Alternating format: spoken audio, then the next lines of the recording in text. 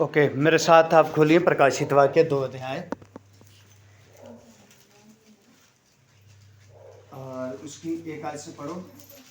इफिसुस की कलीसिया के दूत को यह लिख। अच्छा, पहले सामने निकाल दिया। जिसके नहीं निकला वो ना निकाले। हाँ सुने, चलो।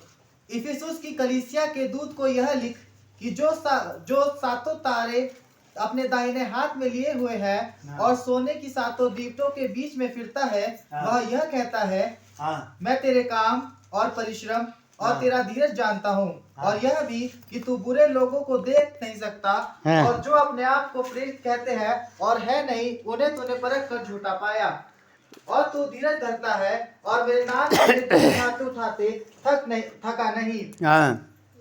चलो। पर मुझे तेरे विरुद्ध यह कहना है कि तूने अपना पहला सा प्रेम छोड़ दिया है। सो चेत कर कि तू कहाँ से गिरा, और मन फिरा और पहले के समान काम कर। और यदि तू मन ना फिराएगा, और मैं तेरे पास आकर तेरी दीवट को उस स्थान से हटा दूंगा। पर हाँ, तुझ में यह बात तो है कि तू निकुलइयों के कामों से घृणा करता है, जिनसे मैं भी घृणा करता हूँ। जिसके कान हो वह सुन ले कि आत्मा कलीसियाओं से क्या कहता है। जो जय पाए मैं उसे उस जीवन के पेट से जो मैं परमेश्वर के स्वर्गलोक में है फल खाने को दूंगा। आमेन, हालेलुया। अफीसियों की कलीसिया। अब मैं आपको बताता हूं, जो ये लिखने वाला कौन है ये? हाँ, पिछली बार हम बात कर रहे थे कुछ, मतलब कुछ थोड़ा याद रहता है ना जो हम बात करते। क्या पिछली बार हम बात कर रहे थे, लिखने वाला कौन है? कहाँ लिख रहा है ये? पतमुस टापू में। और वहां परमेश्वर उसको कुछ बातों को दिखा रहा है, और ये 7 कलीसियाएं जो है ये वास्तव में है। उस टाइम यूहन्ना के समय में ये 7 कलीसियाएं वास्तव में थी ये कलीसियाएं, ठीक है। लेकिन बहुत कलीसियाएं थी, उनमें से परमेश्वर ने 7 कलीसिया को छांटा, और ये 7 कलीसिया को छांटा, और इन 7 कलीसियाओं को कहां दे दिया लिख के? प्रकाशन में। वर्तमान की कलीसिया है, लेकिन इन कलीसिया का उदाहरण कहां दिया? प्रकाशन, भविष्य में। प्रकाशित वाक्य है ना, आने वाला प्रकाशन। प्रकाशित वाक्य का मतलब क्या है? जो आने वाली बातें हैं। परमेश्वर यूहन्ना को 1 अध्याय में कहता है कि जो होने वाला है तू उसको लिख, जो होने वाला है तू उसको लिख। फिर परमेश्वर ने वहां की कलीसियाओं में से 7 कलीसियाओं को छांटा, जिन कलीसियाओं में वो बातें थी जो होने वाली कलीसियाओं में होगी। ठीक है, समझ रहे? उन कलीसियाओं में वो बातें थी जो होने वाली कलीसियाओं में होगी। इसीलिए परमेश्वर ने क्या बोला? सबसे पहले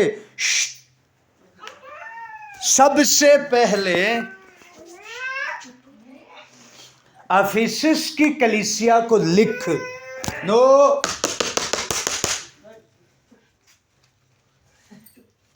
सबसे पहले किसको लिख? अफिसस की कलीसिया को। अभी अफिसस की कलीसिया को लिख, तो क्या लिखता है? मैं तेरे परिश्रम को जानता हूं।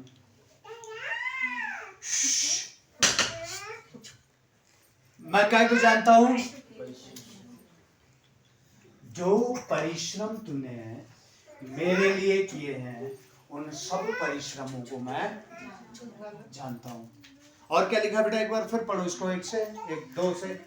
मैं तेरे काम और परिश्रम और तेरा धीरज जानता हूँ।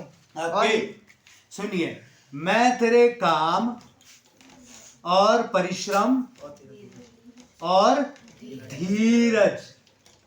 इसमें ये ना बहुत बड़े बड़े विषय हैं ये तीनों, लेकिन मैं अभी फिलहाल इसमें नहीं जा रहा हूं। लेकिन मैं फिलहाल जा रहा हूं अंत के दिन में क्या चल रहा है। कामों के बारे में बाइबल बहुत कहती है। एक बार मैंने शायद सिखाया है, काफी पहले, मालूम नहीं कितनों को याद रहा। ये काम धीरज, यही आज से मैंने एक बार सिखाया हुआ है, लेकिन मैं फिर एक बार सिखाऊंगा। ये सातों कलीसिया कंप्लीट करने के बाद मैं सिखाऊंगा। मैं तेरे काम को जानता हूं कि तेरे काम कैसे हैं।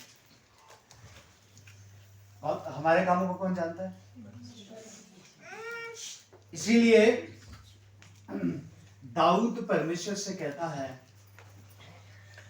परमेश्वर तू मुझे परख, मेरे चाल चलन को देख, मेरे कामों को तू देख, क्योंकि मैं जानता हूं कि तू इन सारी बातों को जानता है कि वो तुझसे कुछ छिप सकता नहीं है।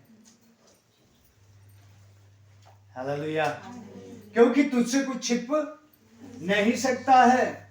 इसीलिए प्रभु तू मेरे कामों को जानता है, और प्रभु मेरे काम सीधे हो जाएं बस। और परमेश्वर कहता है मैं तेरे कामों को जानता हूं कि तू काम क्या क्या करता है। और फिर कहता है मैं तेरी परिश्रम को भी जानता हूं, तूने बड़ा परिश्रम किया है।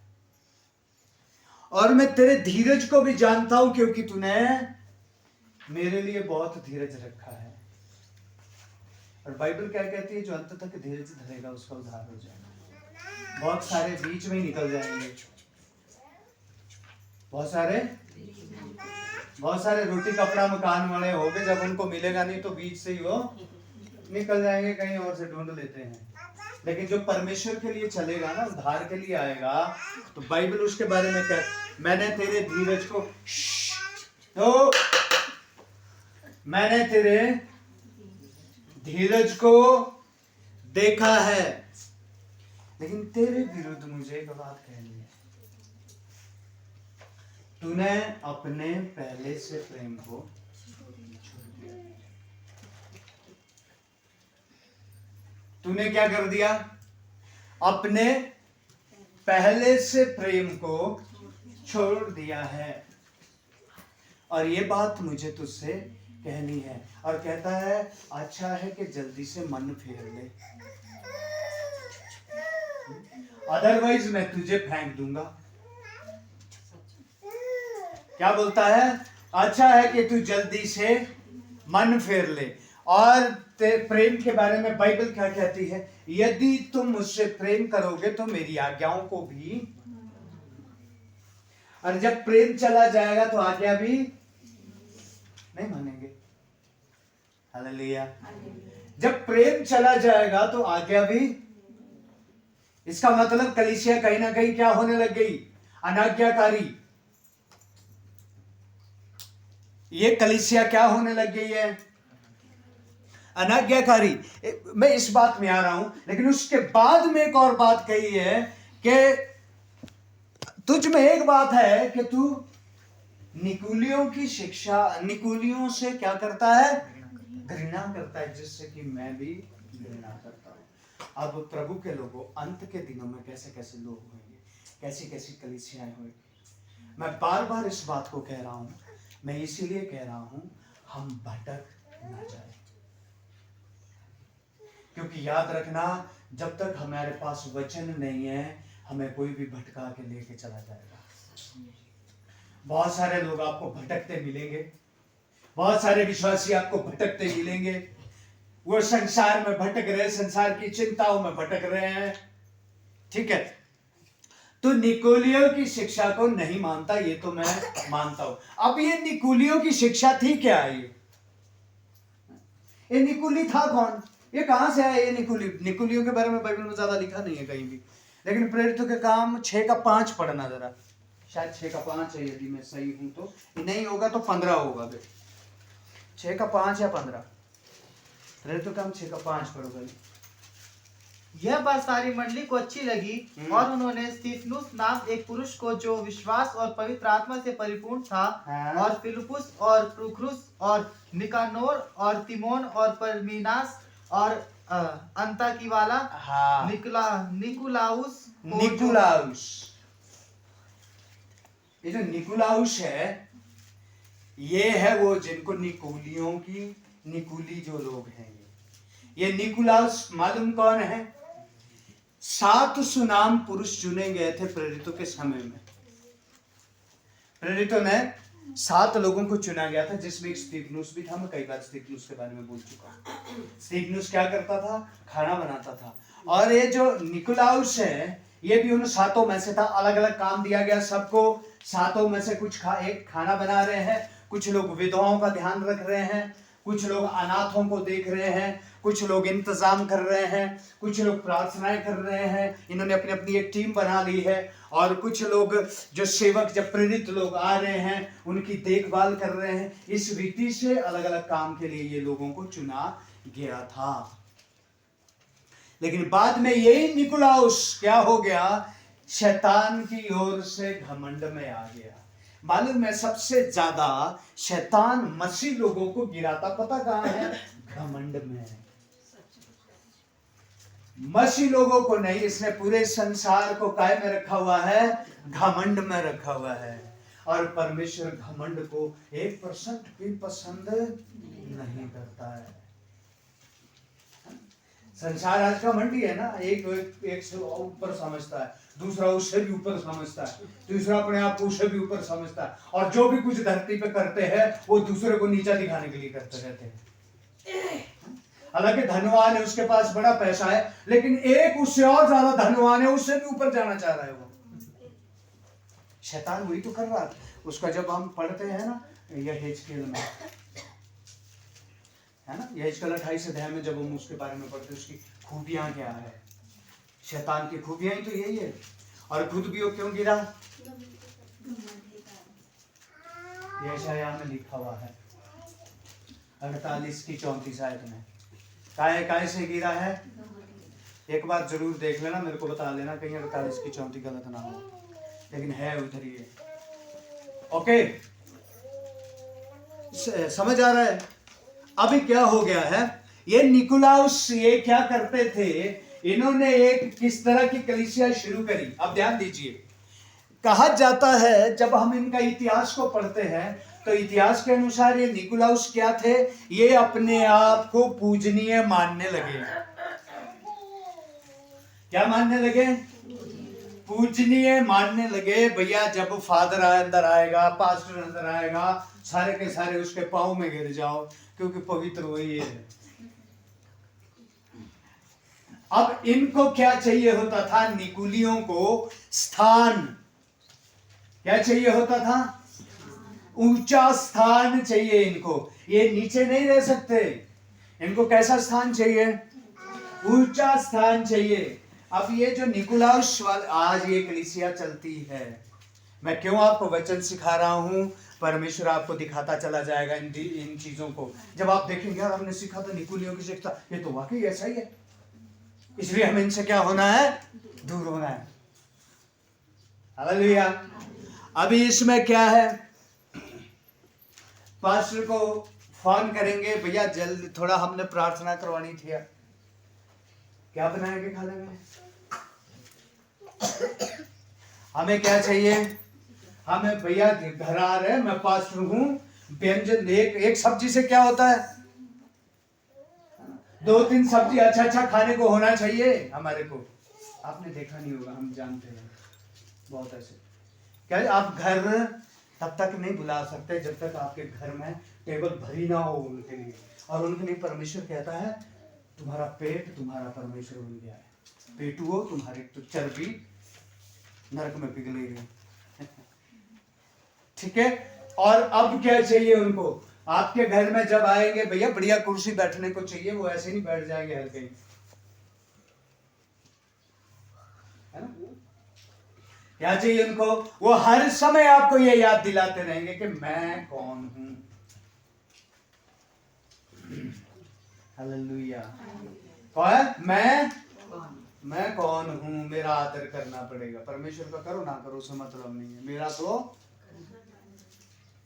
और ये क्या चाहते हैं, निकुली लोग क्या चाहते थे? ऊंची पदवी, हर जगह में रिस्पेक्ट, हर जगह में इज्जत।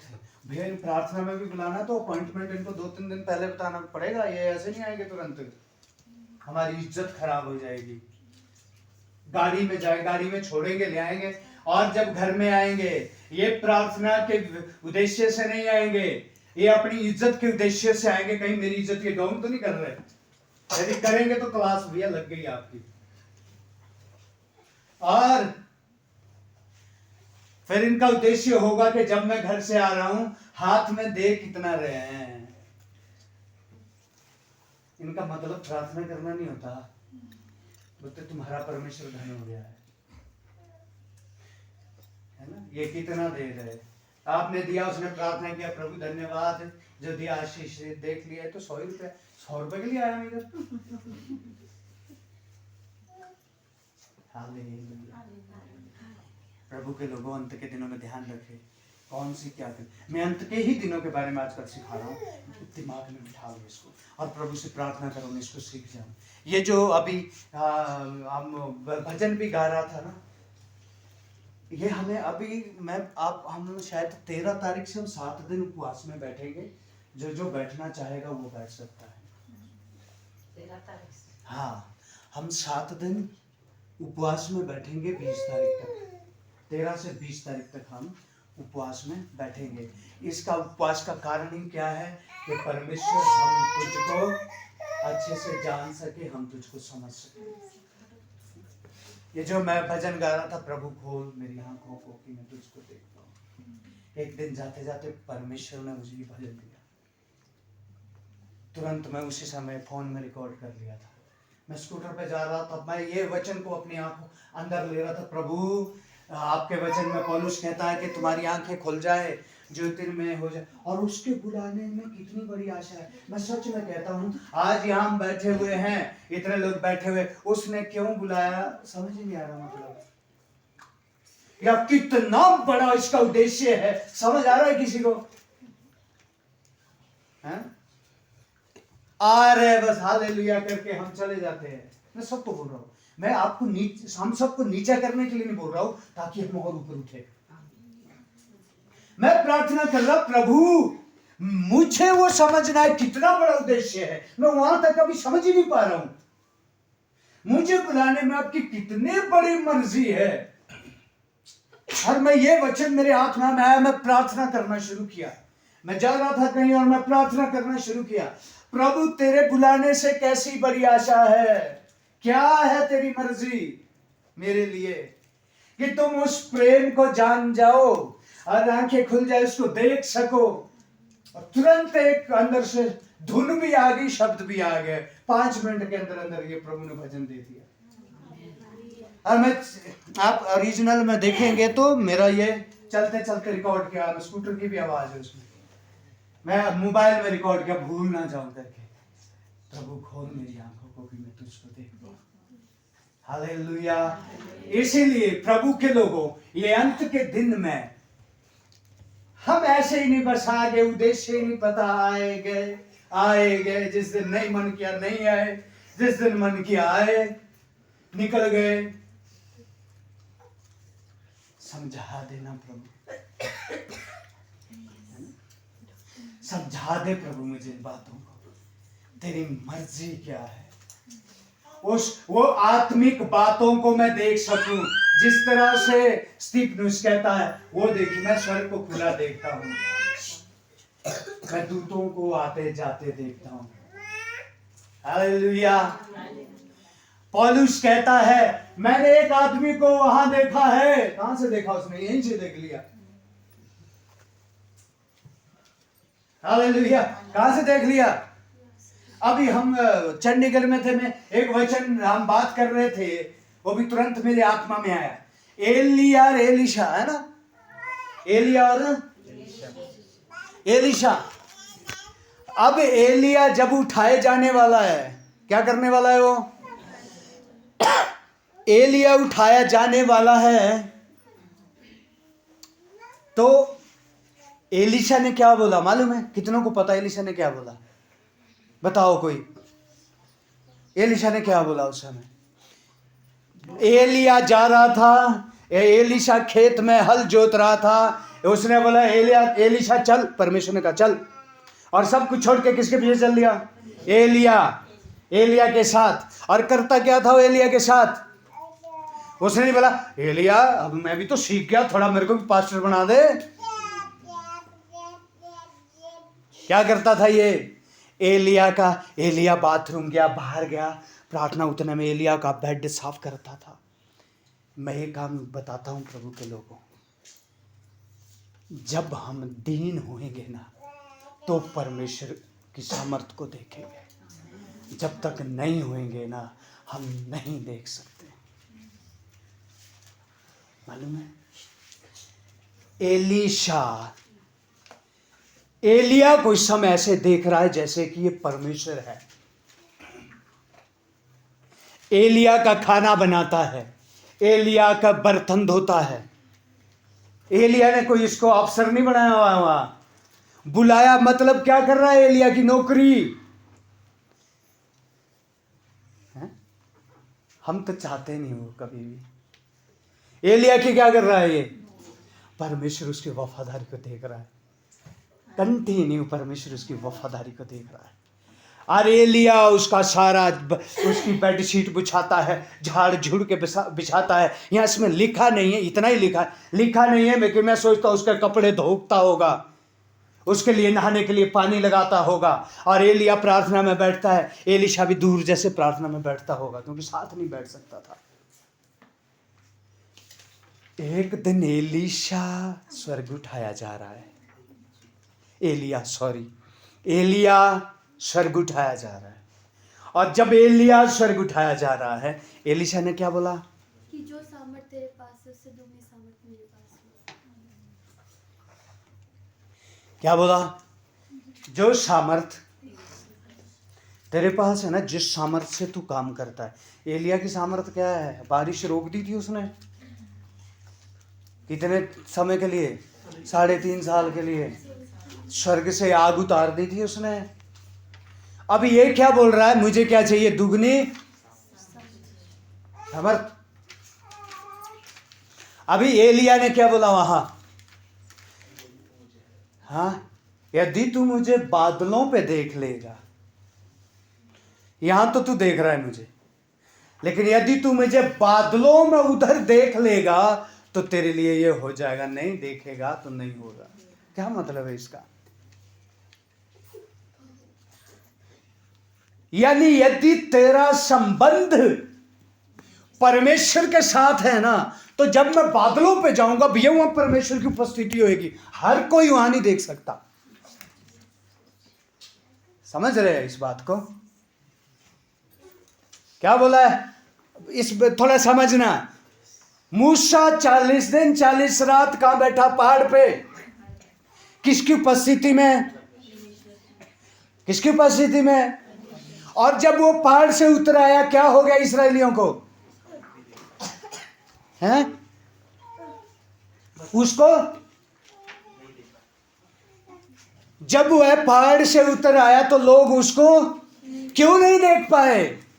भैया वो परमेश्वर की उपस्थिति में पवित्र हो गया। यदि ये पवित्र नहीं है तो ये उसको नहीं देख सकता। समझ रहे?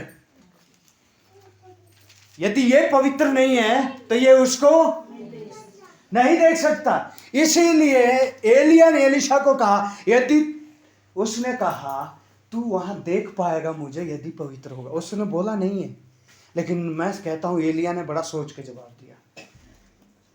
उसने प्रार्थना नहीं किया, अच्छा तेरे को दूसरा डबल भाग से याद है, इधर प्रार्थना करता हूं तेरे लिए, हाथ रख के किया उसने? नहीं, उसने कहा मेरी प्रार्थना से होने वाला कुछ नहीं है। यदि इसका संबंध परमेश्वर के साथ मेरे जैसा है तो ये परमेश्वर की सामर्थ्य को देख लेगा। हालेलुया। आज हम बोलते काम नहीं हो रहे, प्रार्थना करो, काम नहीं हो। अरे परमेश्वर के नजदीक जाओ। मेरी प्रार्थना करने से क्या हो जाएगा? उसके नजदीक जाओ, अपने आप होंगे। एलिया के कहने का मतलब क्या है? मेरे से आशा मत रख, उस परमेश्वर से आशा रख। और अब तेरे लिए एक बात है, यदि तू मुझे वहां देखेगा तो ये तेरे लिए हो जाए। नहीं देख पाएगा तो तेरे लिए कुछ नहीं होगा। भैया प्रार्थना में बैठा अपने जीवन को बना लेगा। हालेलुया। और एलिशा जैसे ही गया, एलिया की चादर, उसे चादर किसको दे दी उसने? क्या संपत्ति दी? पूरा जीवन तो उसके पीछे चलता रहा। लास्ट में संपत्ति क्या मिली उसको? एक चादर। चादर का मतलब वो गमछा बोलते हैं ना, गमछा रखते पसीना पोंछने के लिए। आप कहीं जाओ, कोई आपको बोले चलो आप 2 दिन हमारे साथ काम करो। ये कौन टच्चा कर रहा है? ये कौन कर रहा है? ठहर जा तू, तेरे को थोड़ी पनिशमेंट देनी पड़ेगी। अभी देखो सुनिए, अभी क्या है, आप किसी के पास है 2 दिन का, आपको आशा होगी कुछ तो थोड़े देगा, थोड़े तो पैसे वैसे देगा कहाँ। लास्ट में वो बोले क्या दूं क्या दूं, ये ले तेरे 2 दिन काम किया, क्या ले, एक गमछा में पसीने वाला। आप बोले आदमी है यार ये हैं? इतना समय मैं इसने बोला आ जा, मैं आ गया इसके पीछे, और इतना समय चलता रहा। दिया क्या पता नहीं, कितने समय से यूज कर रहा होगा ये लिया उसको। उसने गमछा उठाया अपने गले में डाला। क्या किया उसने? गमछा उठाया अपने गले में डाला। और ये लोग यहां से आए, बेटा एक ये लेके आना। यहां से आए, यहां सामने क्या है, यरदन नदी, और ये यहां पर है, एलिया उठा लिया गया। और यरदन नदी छोटी नदी नहीं है, गहरी नदी, उसमें जा नहीं सकते। जब आए थे एलिया ने क्या किया था, वो चादर उसमें मारी और यरदन नदी, और वहां से निकल आए। अब यहां पहुंच गए। अब एलिया तो गया, जाना है इसको भी वापस, अब क्या करेगा? एलिया तो गया जिसने नदी 2 भाग की थी, चला गया। आगे क्या है? हालेलुया। अभी वापस जा रहा है, भैया यही नदी क्रॉस करनी है उसको। और उसने एलिया को देखा था, किया क्या था उसने, और एलिशा ने देखा कि एलिया ने क्या किया, और जैसे ही वापस गया उसने वही एलिया की चादर निकाली, वो मारी और निकल गया। वहां से एलिशा की सेवकाई शुरू हो गई। हालेलुया। प्रभु के लोगों, मैं कहता हूं परमेश्वर के साथ संबंध बना के देखो, तभी तो उसको देखेंगे। मैं उसको नहीं दिखा सकता, मैं खुद नहीं देख सकता अपने आप में, मैं परमेश्वर को नहीं दिखा सकता किसी को। भैया उसके साथ संबंध बना दो, और एक दिन जरूर देखेंगे, आप कहेंगे मैं स्वर्ग को खुला देखता हूं, और मैं स्वर्ग में परमेश्वर की महिमा होते हुए देखता हूं। हालेलुया। अफिसुस की कलीसिया को क्या कहा? तूने पहला सा प्यार छोड़ दिया है। किसको कहा? अफिसुस की। अब अफिसियों की पत्री में आओ, 1 अध्याय। अब जो बातें कर रहे हैं हम वहीं से कर रही है सारी। अब 1 अध्याय उसकी 15 ऐसे पढ़ो जरा। इस कारण मैं भी उस विश्वास का समाचार सुनकर जो तुम लोगों ने प्रभु यीशु मसीह पर है और सब पवित्र लोगों पर प्रकट है, हाँ, तुम्हारे लिए धन्यवाद करना नहीं छोड़ता। बस रुकिए 1 मिनट, थोड़ा रुकिए। आप जितने लोग ऑनलाइन जुड़े, आप दोबारा से जुड़ जाए, नहीं तो आप रिजॉइन नहीं हो पाएंगे। आप तुरंत रिजॉइन हो जाए, मैं काट रहा हूं।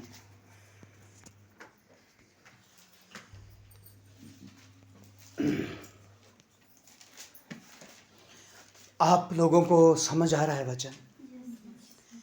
मैं कहता हूं प्रार्थना करना। भैया मैं भी उसी परमेश्वर से प्रार्थना करता हूं कि प्रभु उन बातों को, उन चीज़ों को मैं जान पाऊं, उन चीज़ों को प्रभु मैं सीख पाऊं, क्योंकि उस परमेश्वर के बिना हमारे जीवन में कुछ भी नहीं है।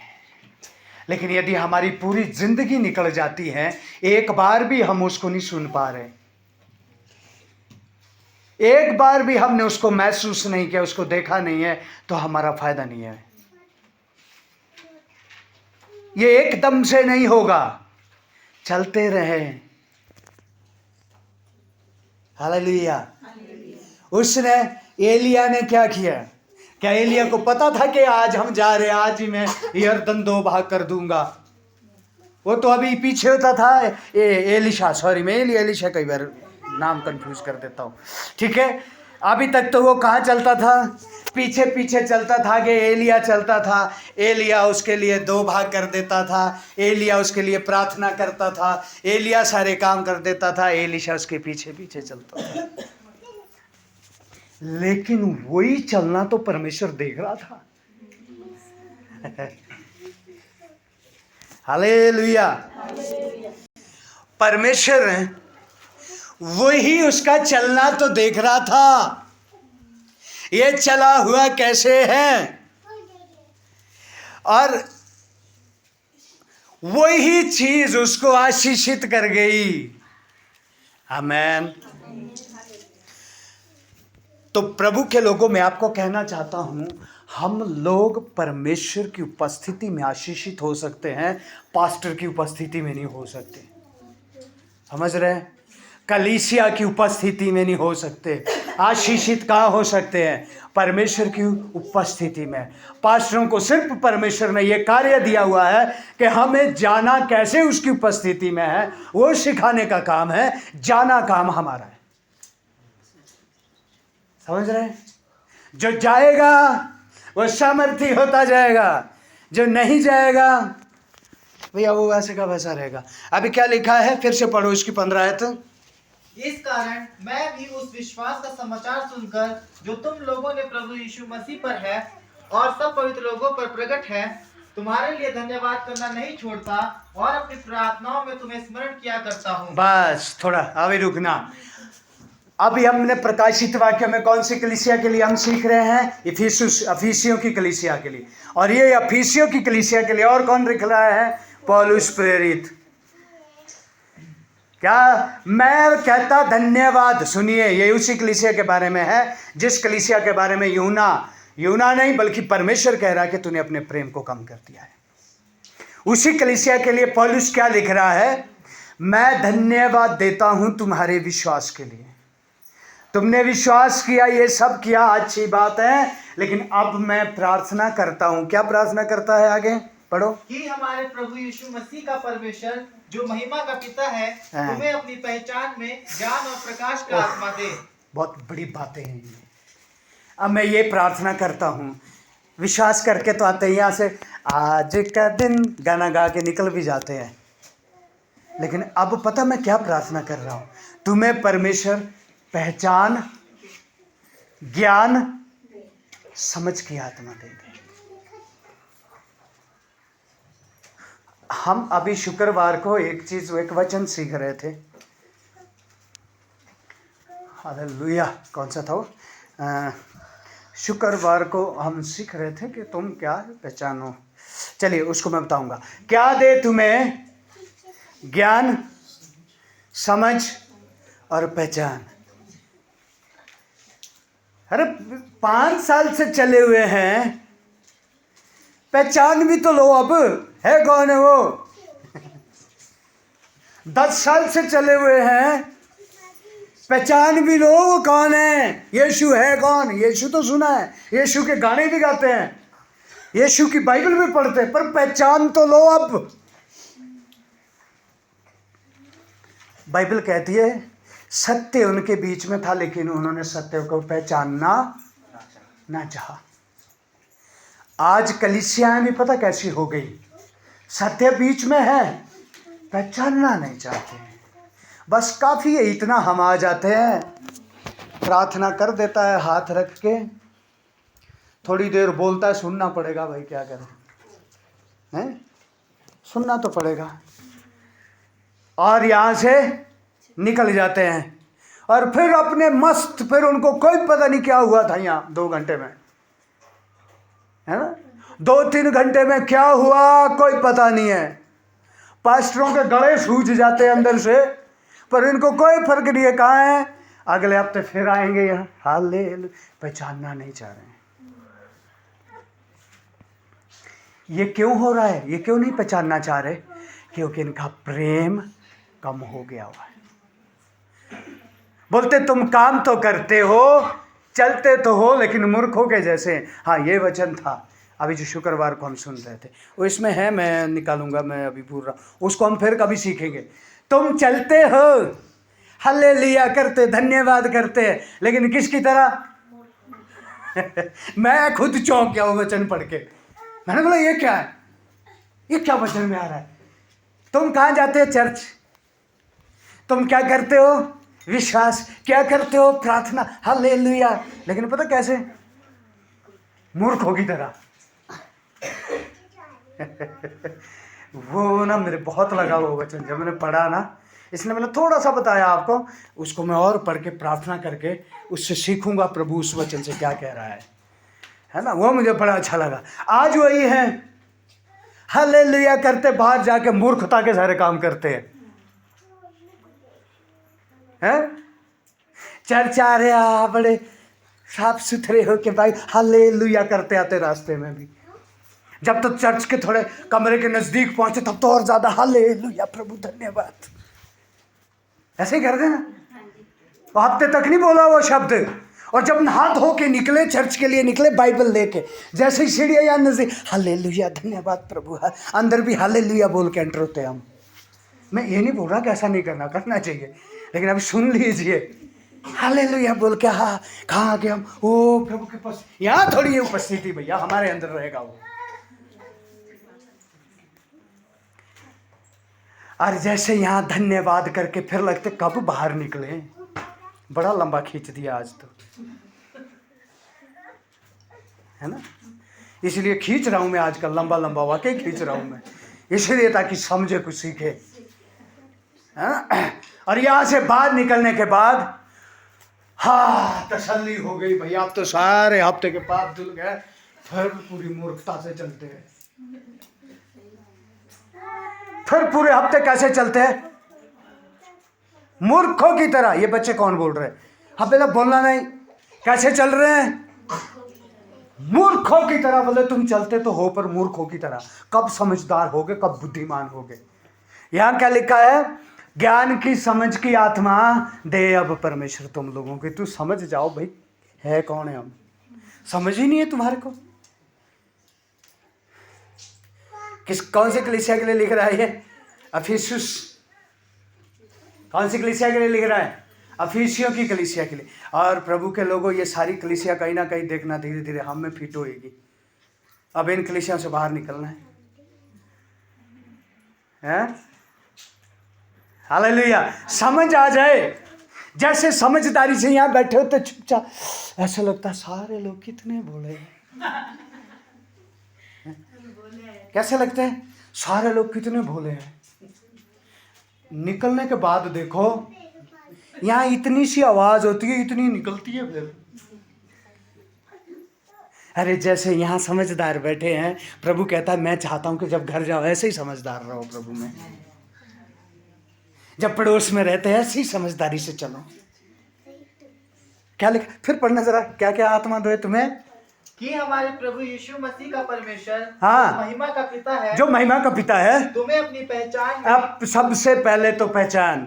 हाँ देखो, अच्छा थोड़ा सुनिए, अच्छा मैं रोक रहा हूँ यहाँ बेटा, मैं कई बार ये बता चुका हूँ, थोड़ा सा बता। पहले तो क्या हो तुम्हारी, तुम पहचान जाओ उसको, पहचान जाओ।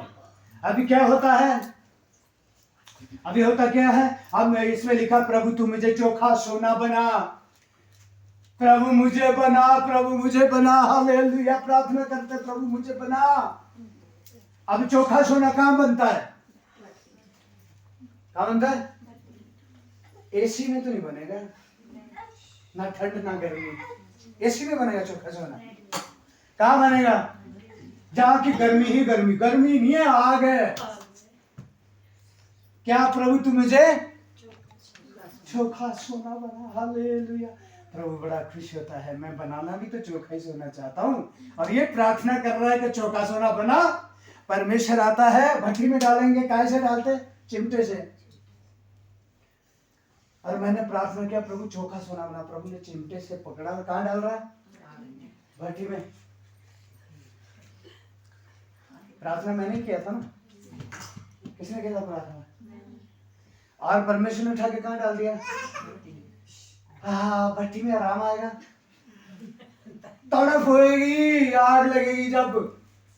और जैसे ही वो भट्टी में डालने लगा, वैसे हे प्रभु देखो शैतान मुझे चिमटे से डाल रहा है, यीशु के नाम से दूर हो।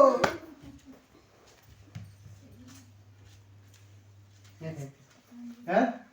प्रभु शैतान मुझे कहाँ डाल रहा है, भट्टी में सारी योजनाएं शैतान की खत्म, उसको पता ही नहीं है। वो बोलता है इधर देख मैं हूं। परमेश्वर क्या बोलता है, ओ भाई इधर देख कौन है, अरे मैं हूँ, तूने प्रार्थना नहीं की थी इसलिए मैं भट्टी में रहा। ओ नहीं नहीं नहीं नहीं, प्रभु शैतान पहचानते ही नहीं। कौन सा परमेश्वर कौन सा शैतान। हम तो ये जानते हैं अच्छी अच्छी चीजें दे दिया, आराम दे दिया, धन्यवाद प्रभु। थोड़ा सा जैसे ही दुख आया ये शैतान। भैया बाइबल में पढ़ो आशीष देने वाला कौन है? वो भाई शैतान आशीष देता है, वो भी आशीष देता है। मालूम है शैतान दुख नहीं देना चाहता। क्यों? जब दुख ही नहीं होगा तो हम प्रार्थना ही नहीं करेंगे। उसने यीशु को भी क्या बोला? कहाँ भूखा प्यासा मर रहा है, 40 दिन हो गए तेरे को, कहाँ सूली पे लटकेगा? मेरे साथ है सारी दुनिया का दौलत, किसको दूंगा मैं? हालेलुया। सारा वैभव सब कुछ मैं किसको दूंगा? मैं तुझे दे दूंगा, मेरे साथ तो आजा। भैया वो भी दौलत देता है, वो भी खुशी देता है, लेकिन होती है थोड़े टाइम की। इसीलिए क्या बोलता है? पहचान जाओ, समझदार हो जाओ, ज्ञानवान हो जाओ। आगे क्या बोला है? और तुम्हारे मन की आंखें ज्योतिमय हो। हाँ, मन की आंखें क्या हो? ज्योतिर्मय हो जाए। जब तक ये शरीर की बड़ी बड़ी आंखें खुली रहेगी तब तक संसार ही दिखेगा। हाय इसका घर, हाय इसका कपड़ा, है? हाय इतने सुंदर। क्या होगा? यही दिखेगा ना, संसार इसी पे मर रहा, हाय ऐसे ही करते रहते हैं ना। क्यों? ये खुली है, ये जब तक ये खुली है यही दिखेगा संसार। लालच, हाय इसकी इतनी बढ़िया गाड़ी, हाय मेरे पास भी होती, हम भी इतना महंगा खाते पीते पहनते। परमेश्वर कहता तुम्हारी मन की आंखें खुल जाए ताकि ये दिखना बंद हो जाए, तुम्हें स्वर्ग दिखना शुरू हो जाए। ताकि तुम कहो, हे पिता मैं स्वर्ग को देखता हूँ और परमेश्वर तू तो पवित्र है, मुझे भी क्या बना दे? मुझे पवित्र बना दे, क्योंकि मुझे वहां आना है प्रभु। मैं उस राज्य को देखता हूँ। ये संसार तो नष्ट होने वाला है। ये किसके लिए लिख रहा है? इफिसियंस। इसीलिए कहता है तेरा प्रेम कम हो गया क्योंकि तो अभी इनको जानता ही नहीं। मेरे से तेरा प्रेम कम हो गया तो नेचुरली कहीं ना कहीं तो प्रेम दूसरी जगह लगेगा, है ना? अब यहाँ से परमेश्वर से प्रेम कम हो गया तो ज्यादा फिर किससे होगा? संसार से। कहीं तो लगेगा ना प्रेम। मैंने ये खासियत देखी, ये जो प्रेम है ना ये खत्म नहीं होता लेकिन कहीं ना कहीं जोड़ता है। ऐसा है कि नहीं? किसी दिन बाइबल से हम इसको देखेंगे। अब यदि मेरे इस बच्चे से ज्यादा प्रेम है ना, अब इससे प्रेम कम हुआ तो इसका मतलब नहीं प्रेम ही नहीं रहा, नहीं, वो कहीं और जुड़ेगा दूसरे के साथ। इधर से निकलेगा तो कहाँ जुड़ेगा? और इसलिए बोला मेरे साथ तेरा प्रेम क्या हो गया? कम। इसका मतलब वो प्रेम कहाँ जुड़ गया? संसार में। अब तू संसार की बातें पूरी करने लग गया, पहले मेरी करता था। आगे क्या लिखा है? कि तुम जान लो कि उसके बुलाने से कैसी आशा होती हाय है। हाय हाय, ये बड़ी। उसके बुलाने से प्रार्थना करो, ये वचन को याद करो और प्रार्थना करो। इसको इफिसियों 1 अध्याय 15 से 23 तक पढ़ो। मैं तो कहता हूँ रोज पढ़ो, रोज नहीं तो दो दूसरे तीसरे दिन पढ़ो और प्रार्थना करो इसके अनुसार।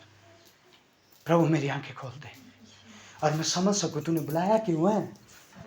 सिर्फ रोटी खाने के लिए कि प्रभु तूने आशीष ही तेरे को अच्छा अच्छा अनाज देता हूँ और खाता रहे? नहीं, मर्जी क्या है तेरी? इसको छोड़ पहले तू।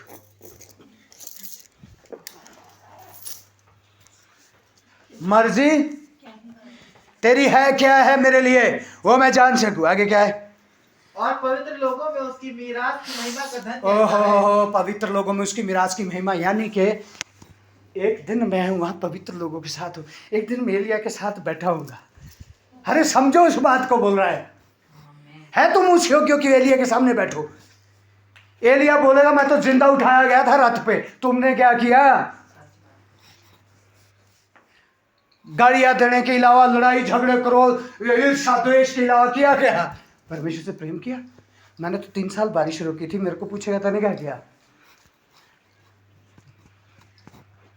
बता, सोचो। एक दिन पवित्र लोगों के साथ हुआ, मिराज का मतलब वही जगह तुम्हें भी देना जा रहा है परमेश्वर।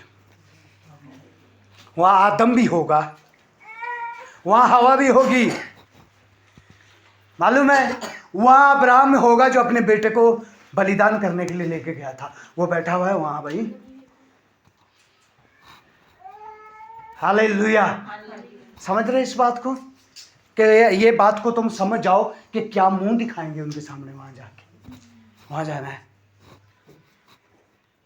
मूसा वहां है जो लाल समुद्र इसने 2 भाग किया। पौलुस प्रेरित, स्तीफनुस तो विश्वासी था, विश्वासी, और कुछ दिन का था वो, 2-3 साल का था विश्वासी। हमारे को तो 8-10 साल होगी। बोलेगा मैं तो 3 साल में स्वर्ग चढ़ के आ गया। तुम हालेलुया। आगे क्या लिखा है? और उसकी सामर्थ हमारी ओर से जो और उसकी सामर्थ हमारी ओर जो विश्वास करते हैं कितनी महान है। बस इसमें बहुत बातें हैं आगे। और उसकी सामर्थ को पहचान जाओ जो हमारी ओर है। समझ रहे इसको? किसकी ओर है? हमारी ओर। पता कैसी सामर्थ है? सुनिए, आप सब लोग हैं ना यहाँ बैठे हुए,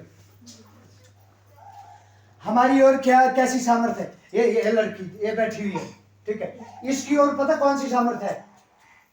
दुष्ट आत्मा निकालना, समंदर को 2 भाग करना,